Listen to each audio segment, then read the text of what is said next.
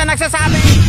Idinaos kahapon ang 2023 Palawan Motorsports Championship sa International Circuit Race sa Barangay Santa Monica. Karera sa umaga, final sa hapon. Bida dito ang mga motor na 300cc hanggang 400cc.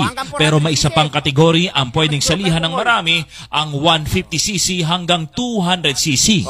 Si Julius Ubay na taga San Jose, champion sa backbone, gamit ang motor na Rusi. Ano ang brand ng motor mo? Rusi po sa Rusi. Hindi ko po talaga ini-stick kasi before the event po is halos 1 month na po nagpa-practice yung mga kalaro ko.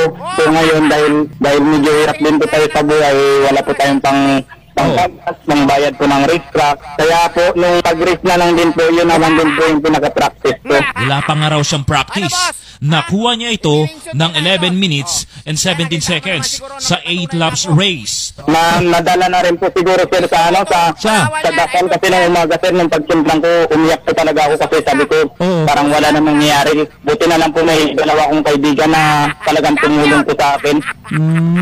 Okay, Na nagpahiram po ng manibela kasi tumiko po talaga yung manibela ko, hindi na halos na-drivean.